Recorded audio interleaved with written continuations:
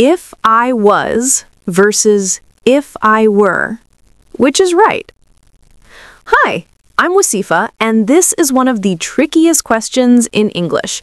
Do we say if I was or if I were? If you think only one is correct, you're in for a surprise. The truth is, both can be correct, but it depends entirely on the situation. Let's test you right now. Listen to these two sentences. If I were rude, I apologize. If I was rude, I apologize. Which one sounds right?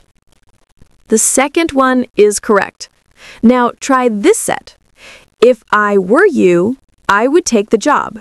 If I was you, I would take the job. In this case, the first one is correct. But wait, sometimes the second one is acceptable too. Confused? You're about to find out the simple rule that clears up everything. The golden rule: real or imaginary? The basic rule is simple.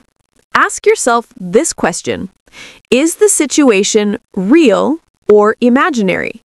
If it's a possible real situation, use if I was. If it's an imaginary or hypothetical situation, use if I were. Let's look at each one in detail. Using if I was. You use if I was in two key situations. 1. Possible past situations. Real. Use if I was when talking about something that might have actually happened in the past. Example 1. If I was rude to you yesterday, I apologize. Why? It's possible I was rude. I'm not sure, but it's a real situation from the past that needs an apology. You cannot use if I were here. Example 2. I don't remember if I was at that party. Why? It's possible I was there. I just can't recall. It's a possible situation in the past. Crucial check.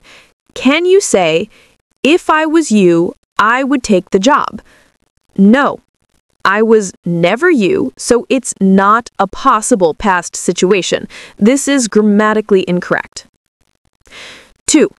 Reported speech. Indirect questions. This is when you are reporting what someone else asked. In this case, if means whether. Direct speech. He asked, are you ready? Reported speech. He asked if I was ready. Why? This is not a conditional sentence. It's an indirect question. You must use was. Another example. I wondered if I was late. You would never say, I wondered if I were late. Using if I were, the subjunctive mood. If I were is the subjunctive mood of the verb to be, and we use it for situations that are imaginary, impossible, or hypothetical. This is the form you use for all persons. If I were, if he were, if she were, if they were. Notice how this is different from the simple past. I was, he was, she was. Example 1, the classic. If I were you, I would take the job. Why? I am not you. It's an impossible, imaginary situation. This is the grammatically correct choice. Example 2, a dream scenario. If I were rich, I would buy a sports car. Why? I'm not rich, so it's an imaginary wish. Example 3, changing the past. I would travel the world if I were younger. Why? I can't be younger now. It's a hypothetical change to reality. A note on casual English. While if I were is always the formally correct choice for imaginary situations, you will often hear people say, if I was, in casual, informal speech. If I was rich, I'd buy a car. Just remember, formal, tests, use if I were. Casual, friends, you might hear if I was, but it can sound less educated. Stick to if I were to be safe and correct. Summary and quick quiz. situation, rule, example. Can you use were? Possible past, real. If I was wrong, correct me. No.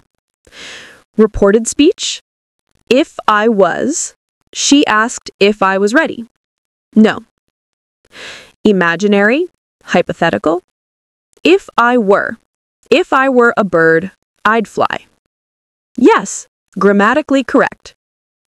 It's easy to see why people get this wrong, because if I was covers 2 of the 3 main situations. Now let's test your understanding with a final quick quiz. Question 1. If I was wrong, please correct me. Or, if I were wrong, please correct me. Answer: if I was wrong. It's a possible, real situation. Question 2. If I was you, I would subscribe now. Or, if I were you, I would subscribe now. Answer: if I were you. It's an imaginary situation. Question 3. She asked if I was at the party, or she asked if I were at the party. Answer: she asked if I was at the party. It's reported speech. For extra practice and exercises, check out my website. It's 100% free. Thanks for watching, and I'll see you next time. Bye-bye.